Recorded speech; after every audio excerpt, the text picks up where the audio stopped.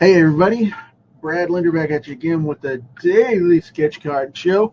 Gonna be knocking this one out for Brad Linder's Creating Comics. It's gonna be Godzilla. Got a huge, massive 11 by 17 piece here tonight. I hope you guys can see this because we're gonna be working on this facial piece at least for this portion, and then finishing this bad boy up. I want you guys to hang out and chill for just a second while I share this over with the page and get us moving. So we've got that going on. Let me duplicate this and going to get this on the channel and on the page so we can get this knocked out. And there we go. Cool deal. And saving it over to the channel and the page. There we go. Okay, cool. Now I'm going to be knocking this sucker out, and it's going to be fun, man. Godzilla happens to be, I'm a huge zipper suit monster buff, and I love this stuff. So I'm making sure that's a speck in the page. That is a wood speck in the page right there. But anyway, I'm going to be moving over here and getting right into this. So like I said, this is one of my absolute favorite movie creatures of all time. Love Godzilla, especially the original zipper suit stuff from Japan. And it's just one of those things that I just can't get enough of this guy. I just really can't. It's a phenomenal character. I'm going with the Japanese dragon style monster, which is a little reminiscent of the original face for the character, but it's also wide open, so it's got that lion type of look to it.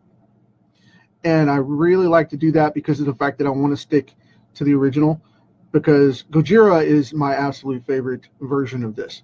And that's from the 1954 model, which was based off of the Japanese style ancient dragons. And he's got a little bit of a lion face going on, and then it comes down to make this really cool rounded muzzle, which a lot of people try to make him into a dinosaur, and he's not. This creature is totally unique unto himself, and it's just one of those things you have to play around with quite a bit to get a substantial grasp of the character, because he has, like I said, this lion type of nose where it comes in from the snout and splits off right here into these three sections, and then you have the more lizard style ridge right here, the reptilian ridge of the face. But man, to make this work, you got to add in all these little intricate details and ridging and all this stuff, and it's gonna be a rather interesting task for me, because I don't normally go this detailed on these things, and this probably is not going to get finished tonight, but I'm going to do it for a little while here and hang out and see where we get to. So you guys are going to get at least this portion of it on the card show, and I'm going to go ahead and segment all of these little ridges in here to get some of a baseline set, because I've got a really rough design here. As you guys can see, I've got a really rough layout, and I just want to kind of tighten this down a little bit and get us going with some forms so we can see this guy. Now I'm putting in a really big brow ridge here, and I mean massive. I really like the look of this because I want it to go all out and look reptilian and scaled and all that fun stuff. Okay, so we're going to have all these little notches and all these little details in here, and I'm going to kind of just map these in as we go along. And like I said, we'll give this episode 20-30 minutes or however long I want to go with it. I may go longer, but right now I just want to kind of hang out with it. But yeah, the cool thing about it was that this character was supposed to be a filler movie. It wasn't even supposed to be a film. It was supposed to be a 54-minute intro and a filler for the theater, in between the newsreels, and in between, it was supposed to be like a matinee type of show where they did it for that purpose. And it ended up taking off and getting a hot response. So then they instantly started making more of these films as it came along, and then the fan base built up over and over, and the Japanese audience loved it. So I found that really, really interesting that they did that, and that's how it all started. And then it got into other suited costumes, and they could make these suits really, really inexpensive and do these low grade model special effects with what we considered low grade, but at the time they were state of the art because they were miniatures and they were way ahead of their time for a lot of film industry majors that were studying this stuff in special effects. And whenever it came around that they were doing this, it started happening here too. They started using miniatures and models and things like that, because up until that point, it was always leasing a jet or using a jet plane, or really being on set for this stuff. And those films got it really expensive. But once they started using models, they were able to use a lot of different stuff in Hollywood and perfect it. But the miniature action of using small scale cities and things like that actually was perfected in Japan with this model in the 50s. They were using guys in zipper suits at full size, and they would make half scale models, about waist high for the cities for him to trap through and tear it up that way, which makes it really weird when you look at that stuff and know that's going on, because then you can see it. And that's why the first one was so dark. So it's all a matter of what you can afford to do too, though. So, but like I said, I'm going to keep ridging on this, and I'm going to, cutting into it here a little at a time. I'm just keep chiseling away at it, because this is more like a layout that is a big block of stone, and I'm carving out the details here, because this is really rough. I did this in about 10 minutes, and got everything that I could think of in, and got it laid out, got it torqued up, and brought it up to speed to where we got the full pose going on here. And I'm trying to get in, like I said, I've just got that line for the teeth, rough outline stuff for this stuff. So we're gonna see where it goes. But and if I sound really excited tonight, it's because I am going bonkers over this one. I love this character, and I don't get to draw him often enough. I really, really don't. Now, I'm going to go across the top of this nose here, this snout, and I'm going to cut in these little ridges like this. And the reason I'm cutting these in is because that's not true scales. It's more of a expandable accordion style skin, like on a turtle. And it moves in flex. So it moves like our skin does, but it's just tough. It's leathery. And it's like a armored suit kind of thing, like a crocodile or a turtle type skin. So you get these great little ridges and details and all this little snarling stuff, out of it. Really, really intense. And kind of put some more of these details in. And this is more like how I draw in comics. I mean, you guys have seen the webcomic, which I draw pretty fast, which is the Night of the Living Dead stuff, which I'm doing called Relapse. And I do that very quickly, okay? That's not quite as detailed as I like to do with the comics that I normally produce. So this is more of that scale where you're going to get all these little, fine line details and all that good stuff in there. So we're going to have a lot of fun with this one. And I don't cross-hatch things to death or feather them to death, but I'm adding in enough detail to make the skin look proper, like it's supposed to, and like it's got the weight it's supposed to have, so we can get that going. And that's why we're doing this little thing here. And he's all marked up. He's been in numerous battles.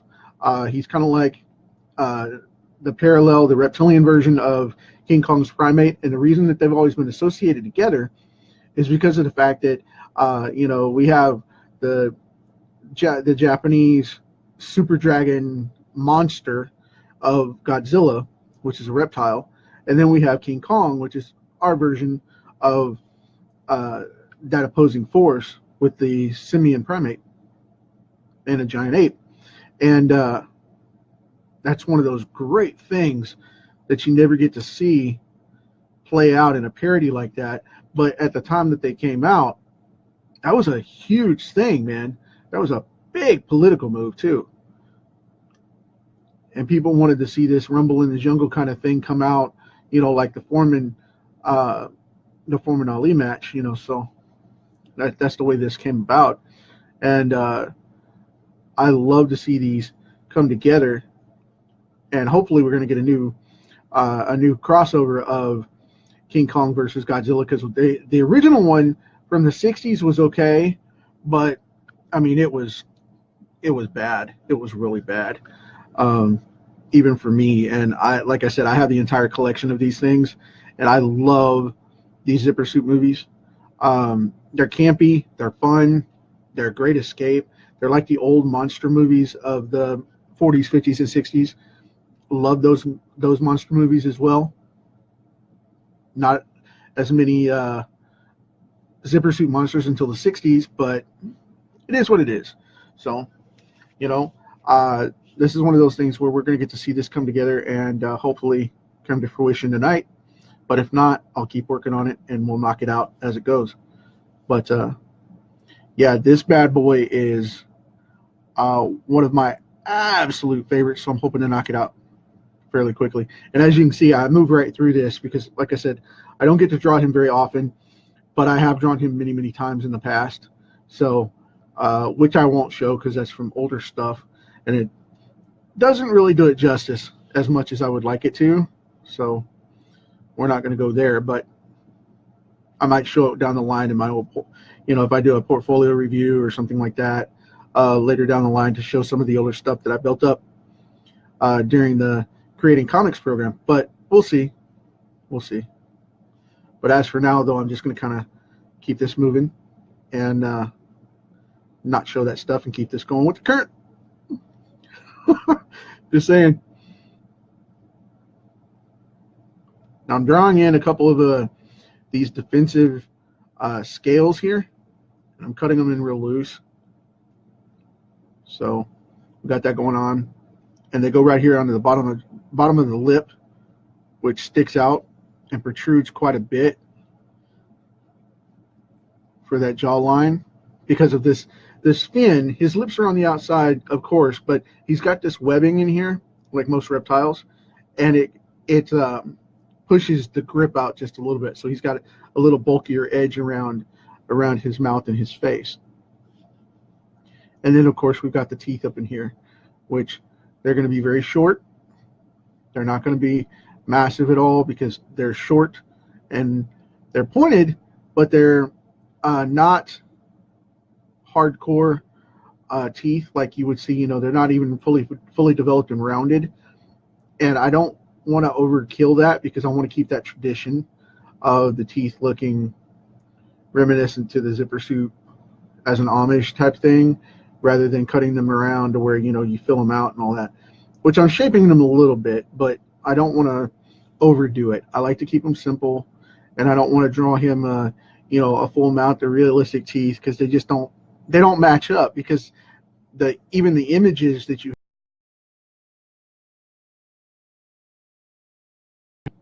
realistic. So drawing that baseline so I can get these teeth in here. Okay, drawing those in real quick. Bear with me. So we've got the webbing right there. And we're going to have these teeth come back just a little bit more into that jaw, which I will curve these out a little more when I work on the roof of the mouth and cut those in and build them up. So they'll go from there. But I'm going to cut some of these teeth to have a molar type effect, so they're going to have double ridges. So we'll go from there. I think I'm going to make that the last one, and we'll block this out for the lower jaw, because this is the webbing on the other side right in here, right there. But I want to make sure I get those teeth in first, so I'm not going to go all crazy with that. However, I will draw in this because this is the top of the tongue right here. It's going to be the tip right there. And then right over here, we've got this gnarly ridge to the other side. And there we go. Cool deal, right? There's his tongue. Now, right down here, I'm going to kind of flush this in a little bit. Box this in so I can get an even keel with it. Put that tooth right there. And since the bottom jaw is going to be a little more front, so it's a little more frontal or a little more raised and in perspective, so it's just a touch closer at the angle we're at. We're going to pull that down and make it just a little bit bigger on the bottom to make it cool and look scary and all that good stuff. So now I'm going to stuck these teeth in here. And I'm going to make them tiny to make them fit, so he doesn't look like he's, you know, got an underbite. I don't want it to look weird. So, but we're just at the angle of the corner of the jaw here. That's why. And I did that on purpose so that we could have that forced perspective going on and make that pull around right here in the front of these teeth. And you know what? I'm going to give him a weird baby tooth right there to kind of offset that just a little bit to make it look a little more organic. I know that sounds weird, but hey, what can I say? We got that going on, and then I'm going to come in with this lip right here. We'll make it go up here and match up. Boom, done deal. Down here, box it down just a little bit so he's got the edge of his lip on the outside. And right in here, I'm going to be very careful with this because this is where it gets a little weird for me, because I like the 1990s remake of Godzilla with Matthew Broderick, and I love that giant iguana look for that bottom jaw. I always thought that overextended jaw was great on that character. So what I did was I boxed this out just a little bit more and gave him more of the iguana gator look, but not trying to elude to a misdirection of a dinosaur or a lizard, rather than him being the monster that he is within himself. So we have all that going on, and we're going to knock that out. Boom, done deal, boom, done deal, boom, done deal. I'm going to scale this, and I'm going to kind of cut these back a little bit so that I can start scaling them down. I mean, I know I laid them out huge here, but I want to go a little bit less. So what I'm going to do is I'm going to start tweaking that down a little bit. And as we get away from the jaw, I'm going to put them down here on the bottom like that, where they'll feather out like that. And we're going to leave that there because I want them to be a hard ridge right here where the mandible would be in a human being. I want that kind of to have that curvature to the ridge. And I'm going to put a little bit of a ridge right here to make it pop. Not much, just a little bit to make the jaw stick out just a little bit more. And come right up in here.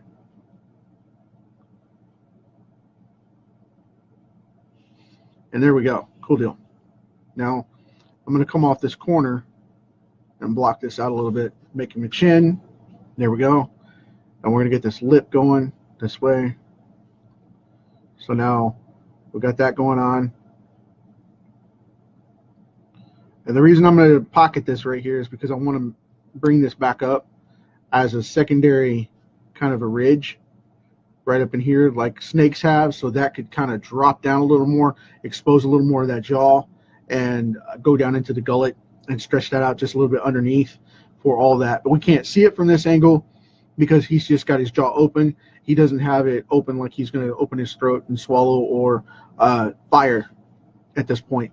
So I want to keep it very clean and simple at that time in the shot, so that, you know, it's right in that transition where he just opens his mouth to roar instead of, you know, burning anything or eating anything and having his jaw open down into his gullet. So that's the reason I didn't flex it out like a lot of people do with the monster, because of the fact that they go in and they'll say, okay, well, we're going to kick that out, and then they'll kick him out and have him roar and maximum, and it's just, it's not as graceful, in my opinion, in respecting the design or give an illusion of the creature. So I just don't dig it like most people do. The whole rip roaring thing of, you know, being overkill all the time, it's an animal. You know, you have to consider, what would this animal be like if you saw it in real life? What would it be like? And this is more like it, because they have temperaments and attitudes. I have multiple lizards in my home, and you know, I collect a couple of unique lizards I have. I mean, I don't hoard them up because I don't believe you should have more than you can pay attention to, because that's cruel to me, in my opinion. But I have a couple of bearded dragons, and I love having my boys around. You know, they're a part of my family, and I handle them quite a bit. And I wouldn't have so many that I couldn't handle, you know, because I know people that'll collect snakes and things like that, and they'll just get reptile upon reptile or pet upon pet, and it's just like, why do you have 10 dogs? There's no need for that. Why do you have 10 dogs? You know, that's just crazy stuff to me. But the point is they have this great disposition, and they have their own personality, just like anything else. If you treat them like they have a personality and can be an actual creature of thought, they will develop those habits. Now, granted, you have to be cautious with them because they're still very, very wild, undomesticated creatures. You can't give yourself a false illusion that they're going to do like a dog and take care of you, you know, as far as that goes, because they will still turn on you in a heartbeat if they get the opportunity, or you cross them wrong. That's what they do. It's their nature. But in regard to this, you know, these things have temperaments. They have temperaments just like any other animal. So, no, I'm switching over to see what you guys got going on. I'll answer your questions right now.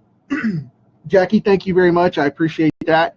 To Nathan, to answer your question, yes, I am a southpaw. I am very much so left-handed. And no, the camera's not mirroring you. I am left-handed. So always have been. So that's what's going on there. No, it's not a mirror image. I am left-handed, and that's just how I draw. But I'm gonna get back into this. Let's see. Yeah, are you left-handed? Yeah, I'm definitely left-handed.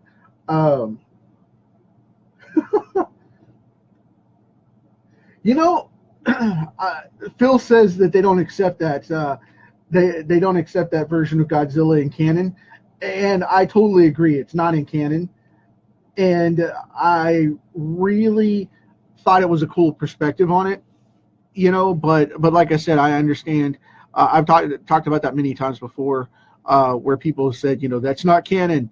Of course, it's not canon. It was a fluke film that they got the rights to and tried to make their own version of it, and it didn't take off. And that's part of the issue with that, as to why it hasn't come across with Kong. I felt the ridge under there. I had a card mixed in. I had a Battletoad original layout. I was going to do another Battletoad set, and I kept getting a click right there, and I had to check, and I felt there was a card. But while I was checking with you guys and answering questions and comments and stuff, I came across it and found it. Good deal there. But anyway, yeah, I love that version of Godzilla. It's one of my favorites as far as an escape movie. But it's like the new Fantastic Four from Fox, you know, that last reboot they tried. It's one of those things where you just have to consider it as a great film for what it is, but it's not canon, and it's not the Fantastic Four. You know, if that movie was named anything else, I would have loved it. But it's not the Fantastic Four as I know them for the canon of my movie collection. So I have it. I got it for $5 at Target. You can't beat that. Right after it came out, and then flopped.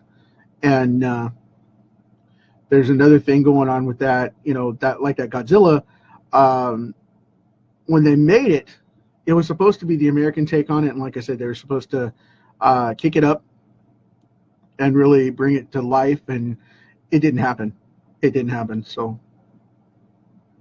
they went back to the zipper suit model, which I really love. And now it's all CGI. So I'm really impressed with that too. Now what I'm doing here is I'm kind of lacing this in with this this mouth, because I'm gonna black most of this out, but I want to put a light ridge in here as I go along. and give him just a little bit of light, because I'm going to black all this out, because we are not going to leave this open at all, except for these couple of little ridges in here. And then the rest of that's going to be blacked out. And I'm going to give it just a little bit of ridge like that, so it'll show up. But I'm going to kind of glaze this over just a little bit so we can move on, and then we'll get down into it. But I want to keep this going so we can knock it out.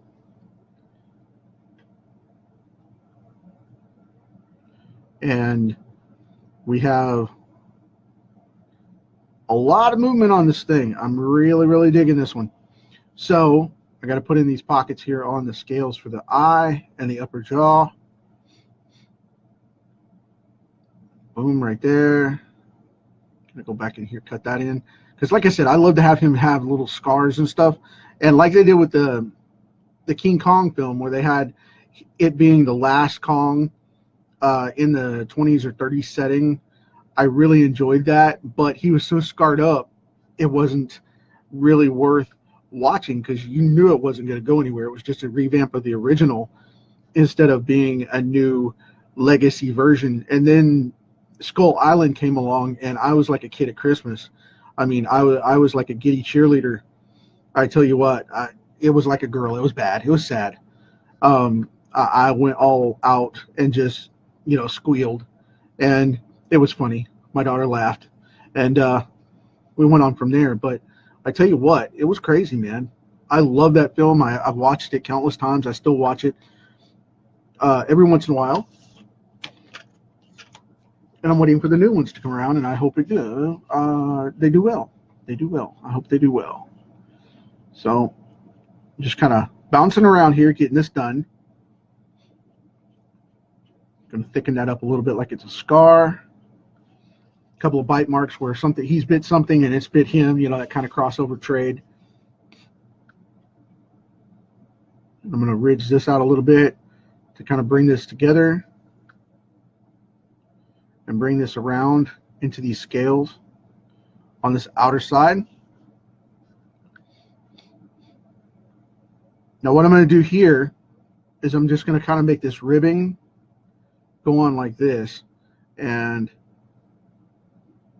I'm going to bring it down like that where it's sections for the flex, and we won't have that problem. Boom, done. That takes care of the side of the head. Same thing up here. That's going to bring that together in a soft spot that flexes for him to turn his head. So now we've got these big neck scales coming around to protect him, and this is going to be awesome because I love these things. I'm going to go in here and put this kind of transitional scaling is what I like to call it. That's it, because that's pretty much what it is. I mean, it's this little ribbing of scaling that goes in between the throat scales and the side of the neck, where these bigger overlaying panels are to protect him. So I'm going to go in here and knock this out just a little bit, kind of draw these in.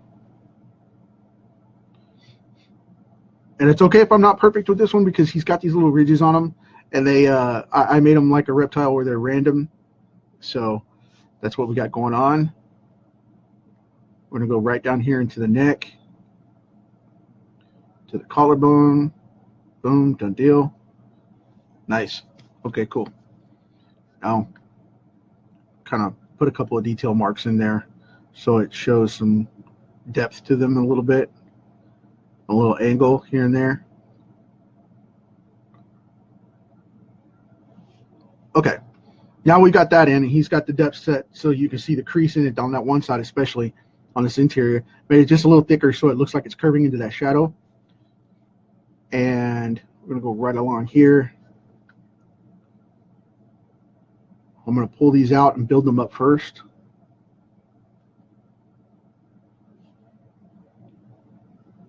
Using my general guidelines here from my layout. So we have that going on. And now back over here, pop this in.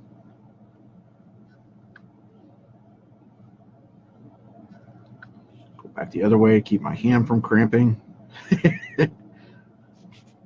And now right in here, I've got to pop this in real quick so that it keeps the look going on. Got to pop in a heavy line right here to show the difference in the neck scale transition down here to the collarbone and the sternum, so that we can show that going on. And this is going to be the top of the pec.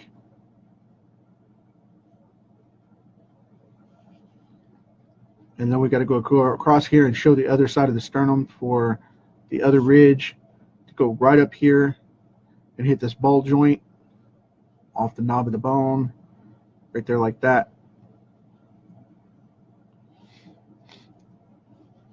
So now we can show this piece down in here, kind of a flex of the collarbone.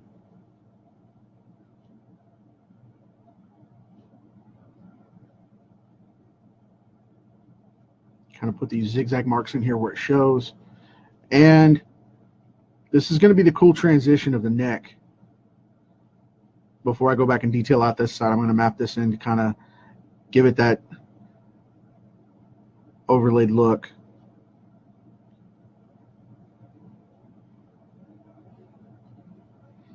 Kind of boxing in that same ribbing on this other side, and it's going to be a little bit broader because it has, we can see it on point for two sides, and it's a little bit closer.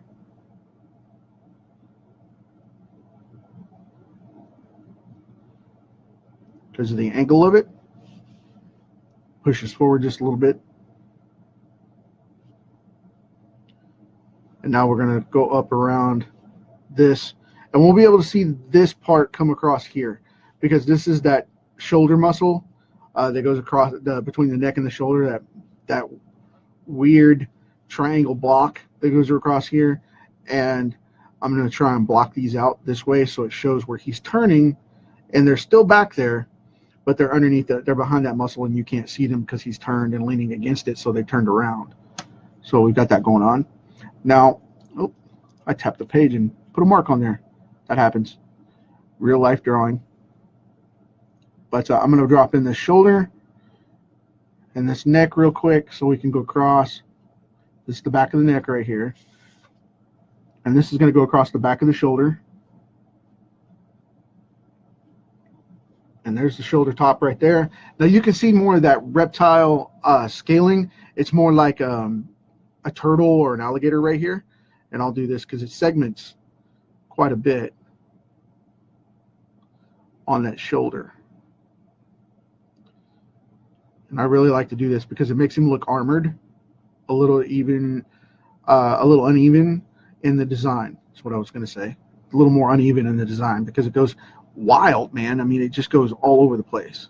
I just love the way it goes any direction, and you can kind of freeline it and go from there.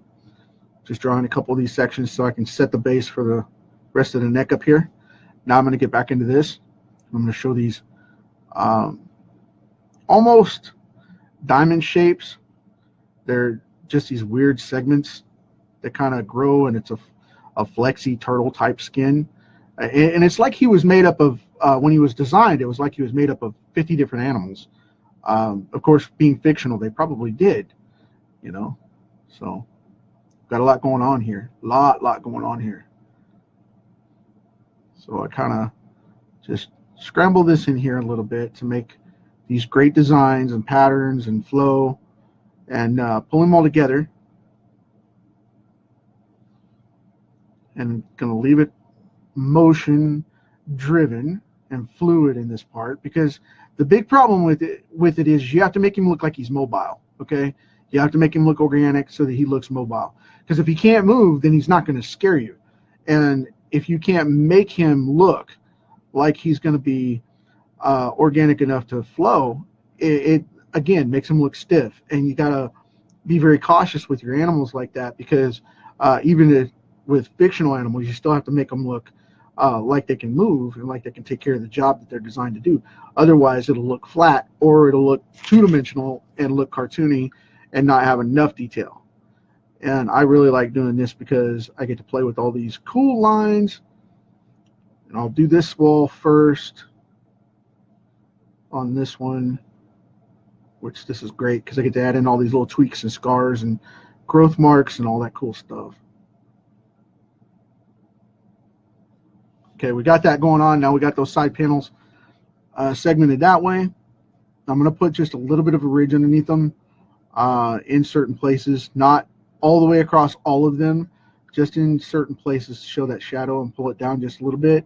And because they're free floating like scales, they have a connective tissue underneath them, but because they're scale like, I like to bring it down and make it show different things and different edges and different contrasting points, and just to make them look individual, individualized, because so many people just go in and just draw flat and they don't shadow this stuff, or they make it universal to where it's asymmetrical by giving the illusion that every little segment has the perfect shadow every little place, and it's just bore me to death. Okay, kind of adding in these little bit of details like this, just scaling this stuff up a little bit, scruffing it up, scaling up the look to give it a little bit more of an appeal here. Just quick freestyle marks so we can bring him out. He's coming together, okay? He's coming together. Oh, goodness. Allergies are bothering me again tonight. But we're going to troop on. We're going to keep going on. So I'm adding this in now to give these kind of a pop-out texture. And these are scaly, almost to the point of being bone. They're rigid. And think of them like the spines on an alligator or crocodile, those ridges they have.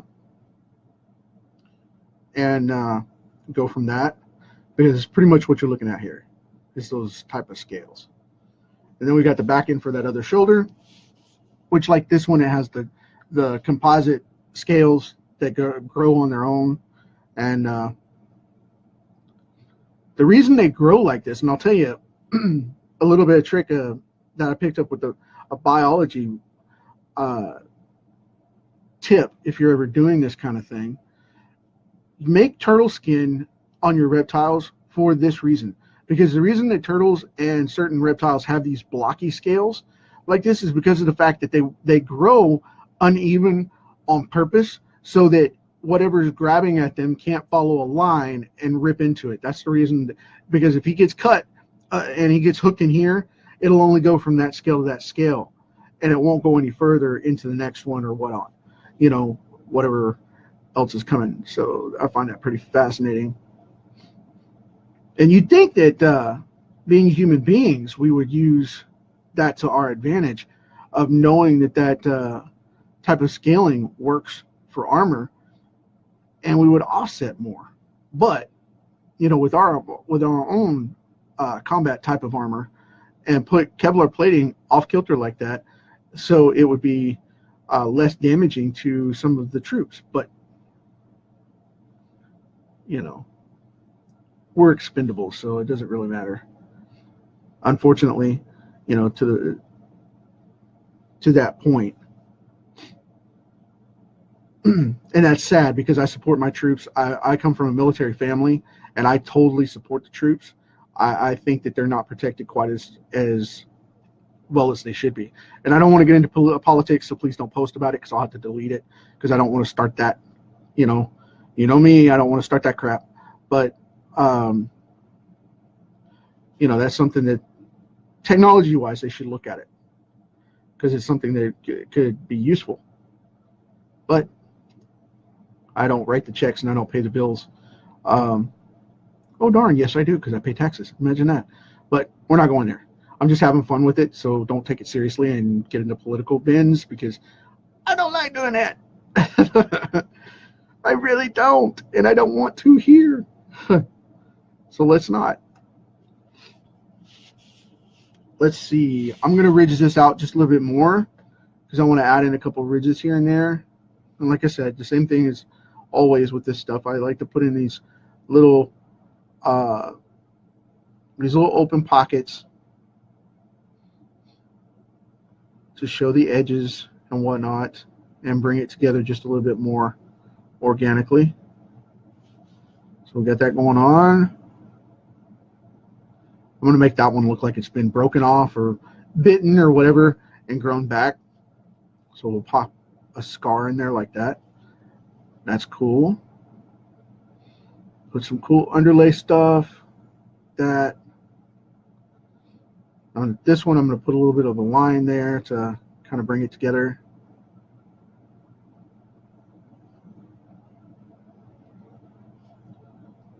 Let's see.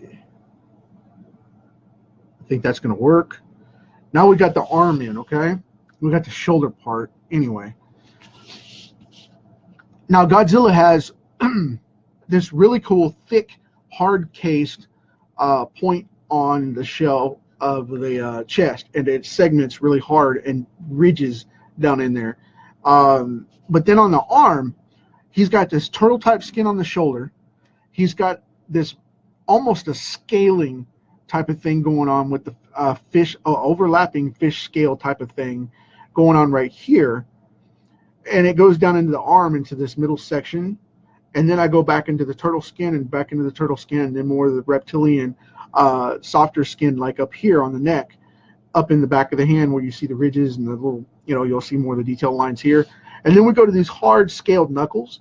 And then it goes down the front of the fingers. It has a little bit of pocket, kind of like the creature from the Black Lagoon. It's got those little ridges right in here that go across the bone and give these protective pads right on top. And then it goes straight into knuckle protection for the first digit, straight into a hard nail. So the whole segment of the bottom digit of the finger is like a hard nail. And that's where he goes on. People think that he has like 3 notches on his fingers and stuff where he can grip stuff. It's more of a folding action like that. It's more like a flipper because he only has 2 sections where we have these, we have the primary bone, which is longer, and then we have the 2 smaller digits. These 2 smaller digits are 1, and that's the end knuckle where the claw is, and then you have this upper part, which is the main part of the finger. And he does this flipper action if you look at it. So, that's what you got to pay attention to, little details like that, because then it'll come in and be really, really handy when you draw him. So I like to see that happen. When you guys are drawing this guy, remember that. Now I'm going to go back up here and finish this real quick, so like I can say, like I can see this and go from where we are right now. Let's see. Gonna knock this out. Boom. I'm putting in big sections here right now. What I'm going to do is I'm going to go back and kind of lace through these just a little bit like this and add a couple of details here and there. And I got to be careful here because I don't want it to look too heavily like scribbles or from being under detailed or being over detailed and looking like water or something weird like that. That's not going to work. So I've got this going on, and this goes down the back. This right here goes around the back because he's got that thick flexible skin where he carries these big spikes on his back. And then I'm going to go back and cut this line real quick so I don't forget it. I want to draw that in so I don't forget that jaw. There we go. Cool.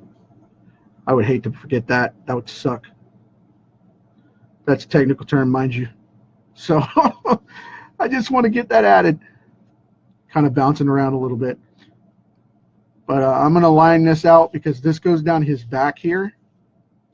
And this is where we get into the back for laying in some of the other elements. And he's got these little tines that grow kind of like a caiman or an alligator. They have that little ridge ever so often that's like on the bottom of their tail and things.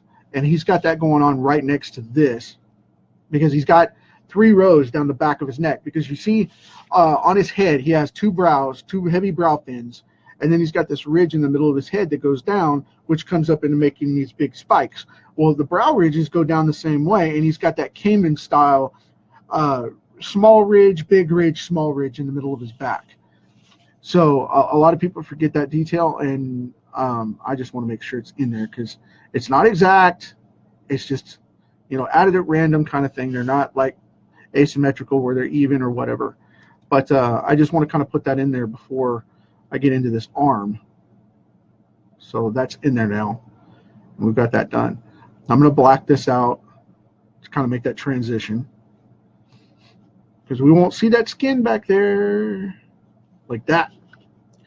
Now I'm going to come down around this arm, and I know this is going to look weird because I just talked about the scaling and things, but I'm going to cut in the scaling this way into the edge of the arm this way, where most people would have put out the lip on it. I'll cut it out a little thicker as I go and bulb it out, so we can get those on there and make it divot that way.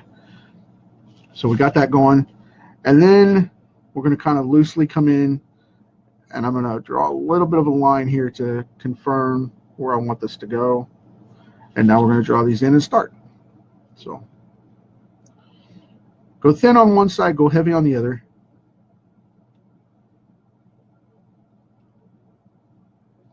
Matter of fact, I'm just going to cut them in this way because it'll be a lot easier and quicker.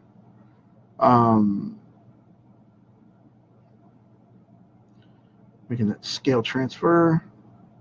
Got a little one out of here growing from like a scar or something, you know, where these scales will pop off kind of deal.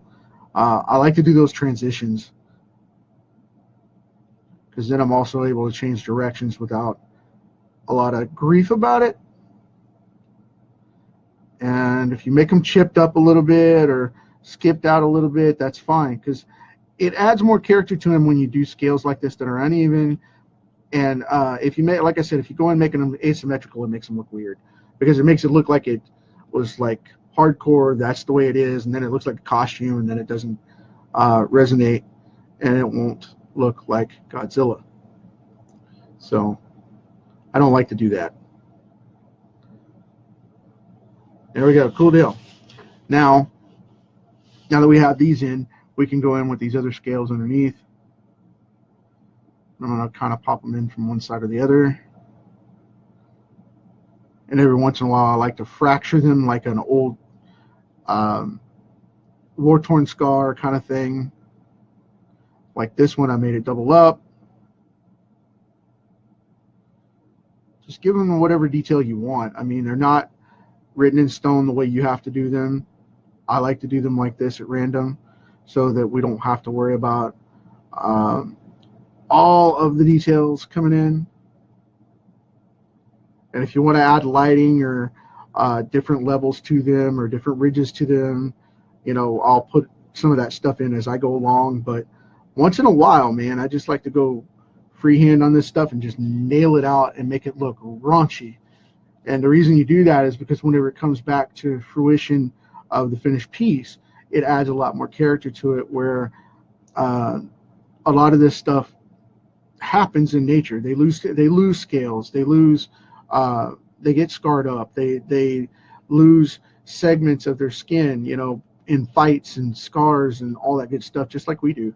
You know, we lose sections of skin or whatever.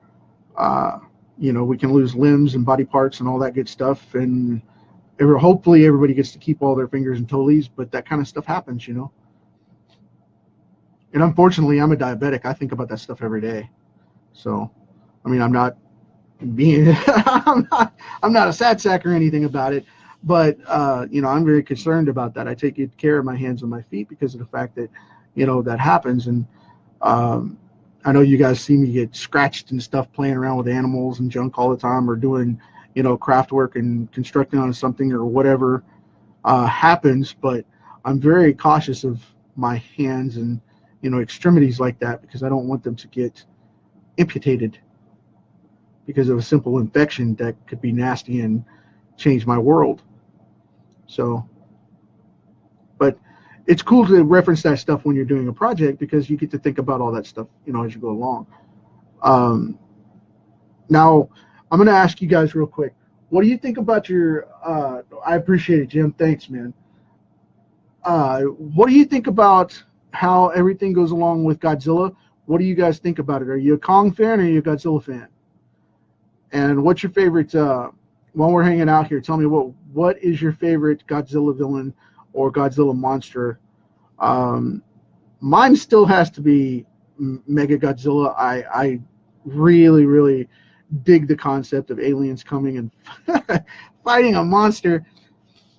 just to challenge themselves and to see if they can take over the planet. That's as a sci-fi and horror buff, that cracks me up to no end.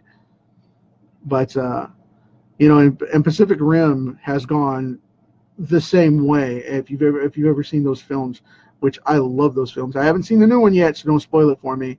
I'm waiting for DVD for a purpose. I promised I would wait till DVD came out for that, so that I could not ruin a monster book that I'm actually working on. So I don't want to do that. I don't want it to be inspired and influenced by that, and my designs change halfway down because of what I've got going on with that.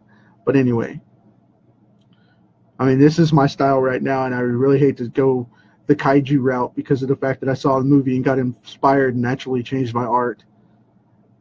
Let me finish the book before I go off and do that.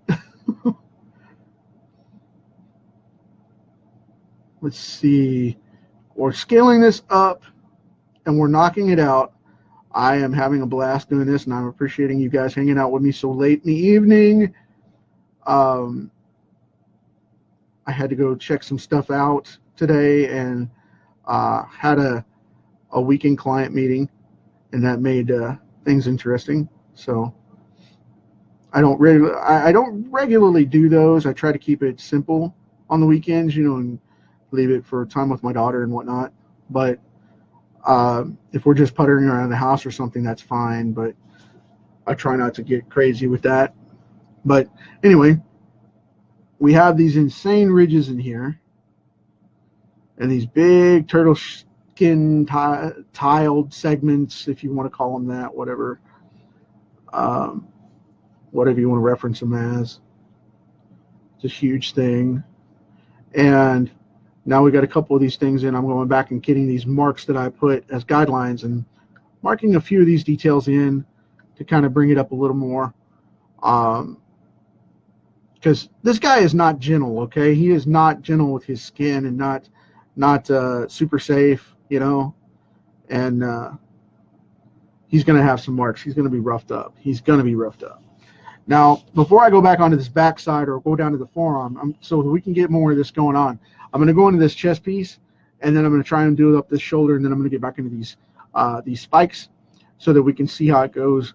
And I'm going to get back up on this and get some more of this done as well for the face and whatnot, so we can see a little bit more of that going on and get back up into this lip, because I still have to detail out the mouth, and I didn't do that yet. Because it's not trademark Godzilla yet without the trademark muzzle, so we got to get back into that. But I just kind of wanted to see how I could lay this out and see how you guys would dig it. So we're going to keep moving forward. We got these sections here, these really cool little segments where he comes in and has the ridges in his chest, and we've got that going on. I'm kind of boxing these on a little bit. I'll clean these up as I ink so that we can get them smoothed out. And come in right here. These are really raw because they're grown in sections, okay? When he was in an egg or whatever, depending on which model you take, an egg or a lab, like I said, depending on the model you take,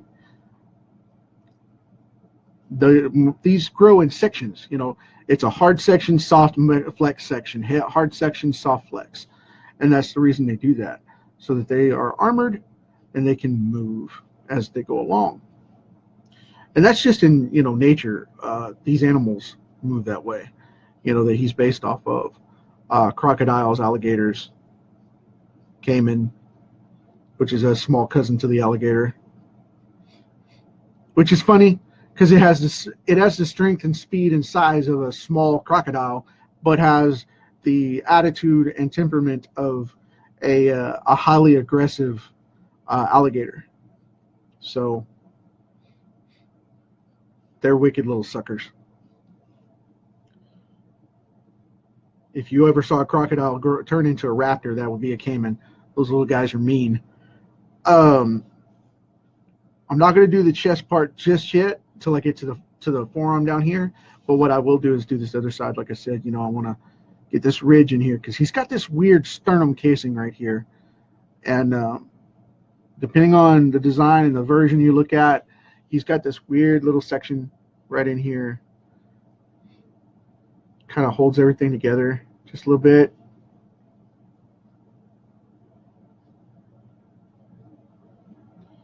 And pulls it all there. Cool deal. Now I know this looks funky if you're just checking this out because of the fact that I turned it sideways. I am drawing Godzilla and putting in his pec ridges on the soft segments of his chest muscles. So don't freak out on me if you're checking it out. What the heck is he drawing? So I'll turn it back in just a second. Give me just a minute here to finish this up. And we'll get back over where you guys can tell what's going on.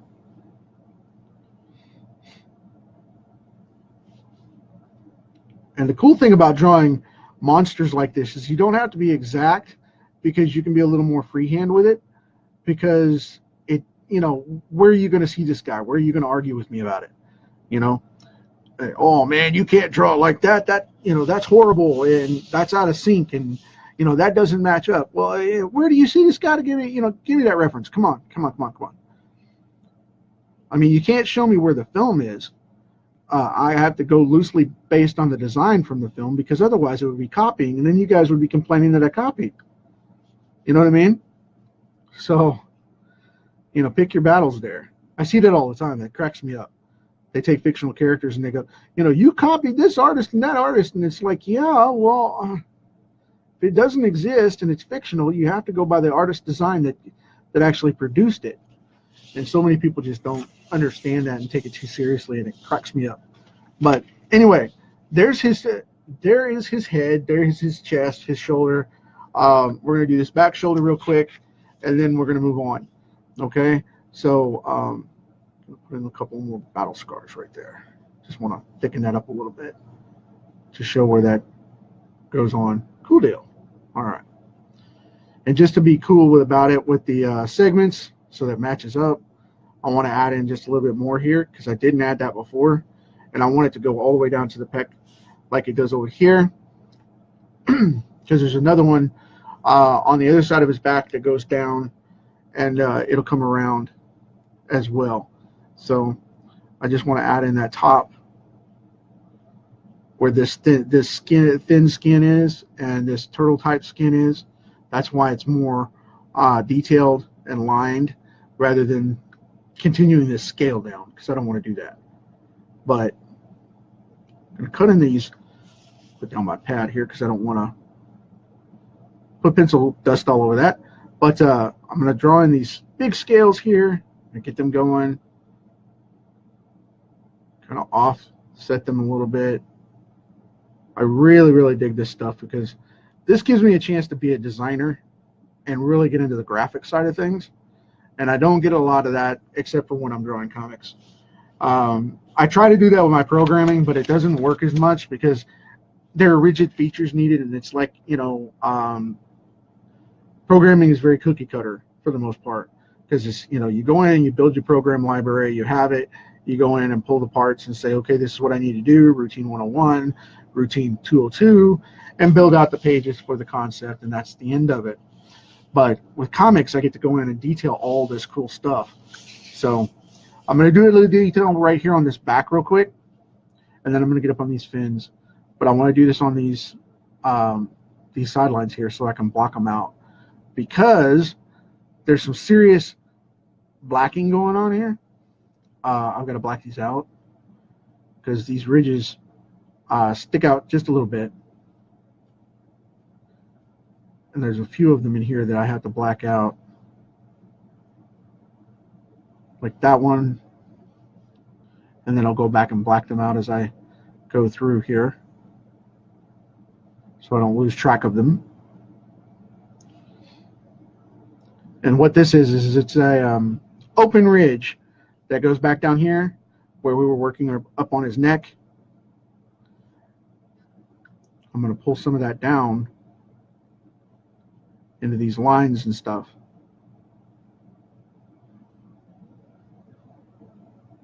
And kind of make that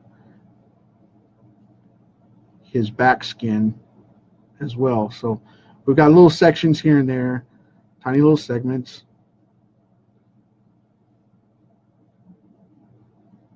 Bear with me while I map this out, because I didn't put this in the details, because I wanted to freehand them and have them go down the way they're supposed to. And like I said, it's just little periodical ridges that add these black marks, and that's it. That's it. The rest of it is all that kind of wavy skin. And I love doing this stuff because, like I said, I get to break down all these cool things that I wouldn't otherwise get to do. And we've about got it. So now we got that going on. We got the skin to match up here, down here. Cool deal. I'm going to put in a few more right here on this side because he's got that ridge right there, but that's not part of the arm, so we got to fill that in. Yay, cool deal. Now, I'm going to get into the fun part, because these are where the magic happens. Because you have to come up with these just a little bit, and you have to design them as you go along, because they are the key element to his power. Because Godzilla generates, whenever he uses his flame, he generates it from within these spikes, which is crazy, but so is he, so whatever. These things are just nuts. Now I'm going to make a couple more here. I'm going to kind of keep this going on like that. Now I'm going to come back off of this one, and this is where it starts to get detailed and fleshed out a little bit. So now I'm going to go on these couple and get them started. What I like to do is I like to go up from the middle like this, and then come back down and make this little tiny sliver of a ridge like that. And then I go up the other side, nice and smooth, break it up just a little bit, boom, done deal. And then on one side of it, where it's the dark side, as I call it, I go from the middle of the point down like that and just make that little ridge. Now what that does is it gives it kind of a reflective point without messing it up too much. And I like to do that on all of these things, because then it makes them jump out. And like I said, it gives them a sharp edge on one side, and then it gives them the shadow of the middle to where it shows the crease, and the three-dimensional effect of popping it out. And then you go off and do your funky wonky design like that, make it come in that way. And it's okay if you run it all the way up to the top too, because I do that all the time. And I just go in and, like I said, put in this one little kind of edge where it shows just a little bit of detail like that, and then move right on to the next. And it doesn't look like much right now, but when they're done, it'll look extremely detailed, because it'll have marks down all the way down, and they'll be different on each point.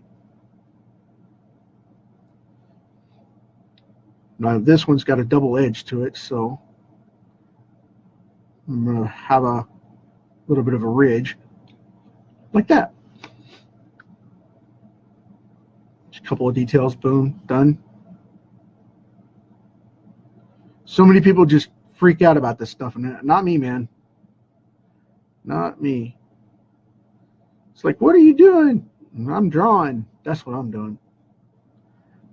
Same thing with marketing, you know. I had this big fear of success for a long time, and it was, you know, somebody would come along and be a smart aleck and say, you know, you can't do that, and you shouldn't do that, and whatever. And I finally said one day, you know, I gave myself permission, and it was crazy. It changed my world when I did that. both artistically and, you know, creatively, um, business wise. It's just totally different ball game. When I stopped fighting for the idea of getting into Marvel and started making comics, it made a big deal about it, you know. And same thing with my business, you know, when I started getting into that and stopped waiting for everybody else's approval, it changed the game. It really did. It changed the game. I see that kind of thing with people all the time. I talk to people about that stuff, and it's just like, really? Why are you waiting? Because you're only here for a certain amount of time. Whether you think about it or not, you're like, well, I didn't die today because I didn't have a car accident. I'm sorry, but you're going to die one day, period. We all have to. And I have a personal phobia about it, so believe me, I don't deal well with that. But that's why I'm so productive. Because it's like I turned it inward and said, okay, I'm going to do that, you know? And I don't reveal that a lot. I don't reveal that often at all. So, and it's not the fear of death that bothers me. It's the concept of, you know, and it's kind of late to get too deep into this, too philosophical about it. But it's not the idea of death that bothers me. It's the idea of wasting my life. I don't want to regret anything, and I don't want to get so old in life that, you know, one day it's like, man, next year I'm going to do this, and then I can't do anything because I physically get an ailment that doesn't allow me to do it. That's where I'm at, you know. So that's what I pay attention to. That's why I wrote The Mental Rift. So that we have that done. Now I'm getting into a few more of these, and then I'll be finishing this up for the night. And we will call it a day because I know it's getting late. We've been on here a while, and this is a massive, massive piece. So I'm going to come back and finish this tomorrow so we can have that, and then I'll get into inking it, and we'll color this bad boy up. It'll be a blast. And I'm so excited about this thing being done. Really am. Really am. See, it's starting to come together really, really well. I like it. I still got to do the roof of the mouth there, though.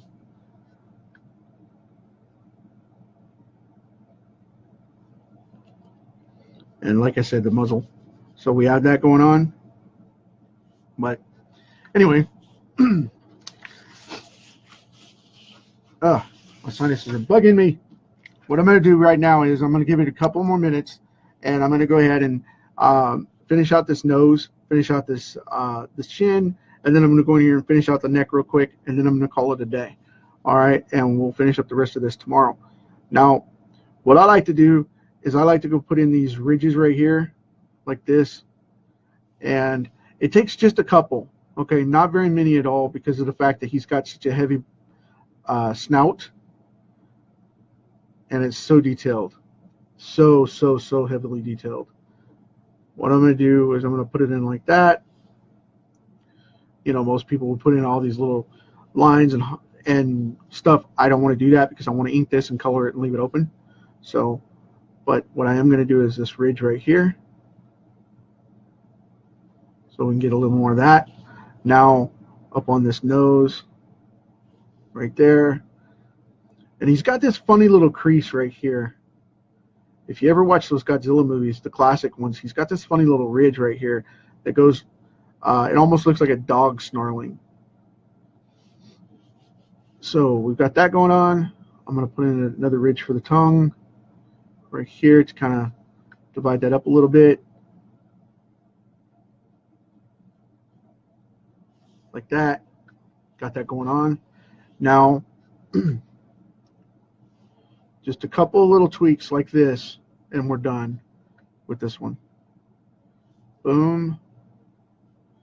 Put a little kind of a shiny wet spot right there on that lip.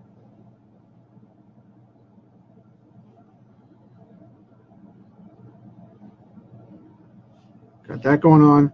Now, right on this chin, what I'm going to do is he has this kind of beard scale thing going on. So what I'm going to do is I'm going to put in these little scales right here, and then right here I'm going to put in a couple of those little ridges like that. Now that's it. That's it. That is that is Godzilla as far as we are concerned with this. Now I'm going to go down here on this neck, and like I said, I'm going to pop in some details on this centerpiece. You pick one side, make a little M like that, go back up, ridge it, and that makes that throat plate without messing with it too much. And it shows the motion, okay? You use that left side in this case, and use that tail for the direction. So then I can go in like this, pop in one right here, pop in one right here, pop in a double right here, and then pop in these little scratch marks like that, and then one little one right there on the corner. Go and put that little rim right there like it's been shown an edge. Kind of scratch that up a little bit. Okay. Got that going on. I'm going to pop in a couple of details here and there without trying to make them too uniform. Okay. There. Put one back there like that. And just to shake things up a little, kind of put a shadow there to show an extra extension on that piece turning the most, and show it coming up and showing that underflesh where it connects. So same thing right here,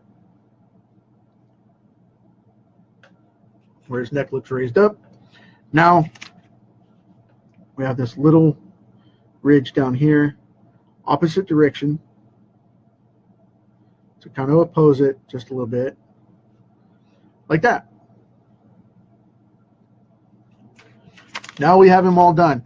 I'm going to go turn this a little bit and, like I said, finish up the roof of this mouth. But this guy's starting to take off. He, you know, I have a few baselines in here, and I think we have a little bit of a good start. I'm not going to go off and say it looks, you know, fantastic or anything, but it's coming together. It's coming together. Now I'm probably going to shake the camera a little bit. That's okay, because I'm shaking the table. I'm not necessarily shaking the camera, I'm shaking the table. But I'm going to kind of scribble this in here. Normally I wouldn't do this because it's you know, going to be blacked out, but I'm not sure if I'm going to do anything with this or not, so other than finish it up for you guys. So I don't know if I'm going to do anything other than that, but it may show up in the sketchbook. It may show up available for the Kickstarter. I don't know. It's definitely going to show up for the show purpose. So if you guys are interested, let me know. I'm not trying to solicit a sale or anything like that. I'm just saying, if you want it, cool, let me know. Make me an offer, and if it's reasonable, I may take you up on it. If not, I may put it as a reward in the Kickstarter. So we'll see how that goes. But let's see here. I'm going to map this in just a little bit.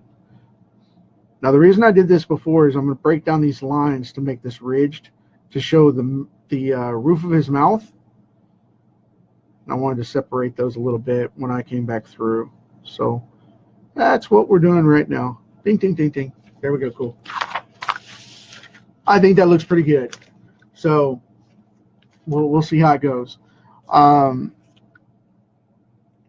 come back in next time, and I've made a list here on the side notes.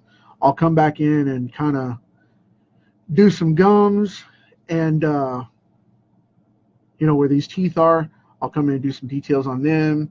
ridge them up a little bit, build them up a little bit, and kind of give the under effect of what's going on with, the internal effect of what's going on with his mouth and all that good stuff, and set it up so we can rack that out. And I'm thinking maybe we'll get a decent picture out of it. I don't know. We'll have to see how we do from there. I might use some finer lines later with a 3 or, even a 1, and go through and see what I can do about getting, some finer lines in here. But right now, I'm going to call it a day. So as you guys always know with me, it's a great party when we got this planet for the time we have it. And we got this rock for a little amount of time. So let's party on and leave it racked up and stacked up for the next generation so they can party along too. So be kind, give somebody a hug, give somebody a smile. It's going to be Monday. So, when you get up in the morning and see this, remember this, take it with you in the day. Say, at least I don't have Godzilla eating my house. So as always, talk to you tomorrow.